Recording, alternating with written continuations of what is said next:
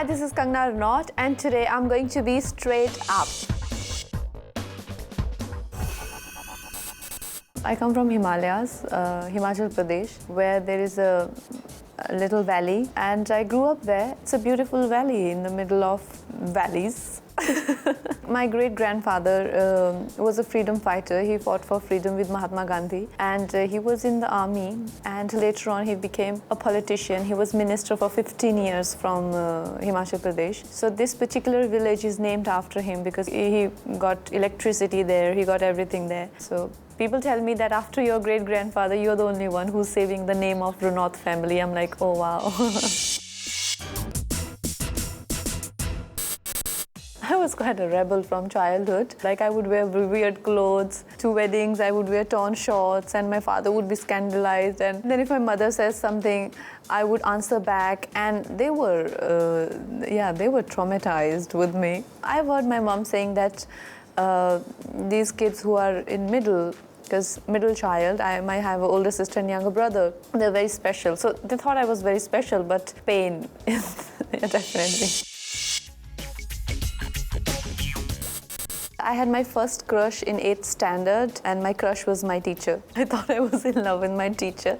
I used to give him Diwali cards and happy birthday greetings. It was embarrassing. I always wanted to be first in my class. I remember when every time I got second rank or things like that, I would be mad, I would be mad with myself. I was very geeky. I was completely a teacher's pet. I was very obedient, and I was pursuing science. And for that, science student got to be a certain way, like they study 19 hours a day. We used to call our cousins and like, how many hours a day you studying? And they're like 16. I'm like, yes, I'm studying 19 hours a day. So this is how science students talk. I think it's one thing to dream about something and to want to, it was convenient for me to want to be a doctor because I had many doctors from my family. But when I started to pursue it, I found it very, very unsettling to be, in the middle of organs and dissecting animals. It's not for everyone, by the way. It's so hard to deal with and to meet only sick people and people with problems. I think there are real heroes who do that. I am not real hero. I am just a real hero. I didn't have a plan. I didn't say I want to do modeling. All I said was that I want to drop out, and for a year or two, I want to try various things. And they found it bizarre. They were like, why don't you finish graduation or do something and then try out different stuff, In the beginning, they were very conservative, and they had different sort of, expectations from life. How I chose my own path and how I, made most of my life and opportunities and lived my life my way, I see that has inspired many people around me. Even my parents, they don't obsess over, saving money for their future or our future, things like that. It's just, they have also loosened up a lot and they're living their lives, which is very comforting for us kids, I was trying out many things in Delhi. Theatre was one of those. Modeling was also one of those. Painting, singing. I was interested in arts. I didn't get much of response from any other field. Like modeling, I wasn't getting many jobs. And even painting, I was really bad at it. Acting was quite fulfilling for me also and people who were in the workshop. My journey is not from Pali Hill to Pali Hill, right? I come from a remote valley in Himalayas. So metaphorically or physically, in every way, my journey is a really long one. And when you make a long journey, you have those many experiences, those many struggles, those many stories.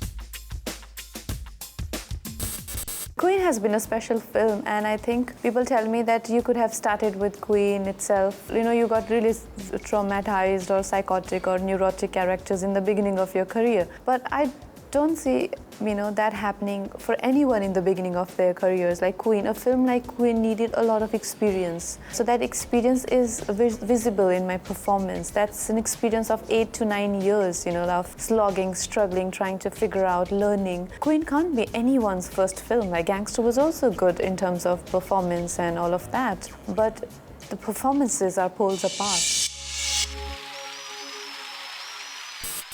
Essentially, someone who's helplessly in love with me, I mean, goes without saying. And second is, who trusts me. And someone who's, sharp like me, intelligent like me, because if we can't have conversation, then what's the point? And someone who has passion for his field. So at least I share that sort of lifestyle. I'm working, that person is also working. So it's a healthy lifestyle. So, these are few must qualities. I feel it doesn't have to be a legal paper signed by both parties. It can just be an honest companionship or partnership where you share everything, and you just complete each other. I can learn from someone, or I respect someone, or I can feel safe or supported with someone else, and that someone else completes me is a true companionship, My mom wants me to get married to someone who's not from the films. She feels that, for some stability in life, I should probably, find a companion who's not from films. That's her opinion.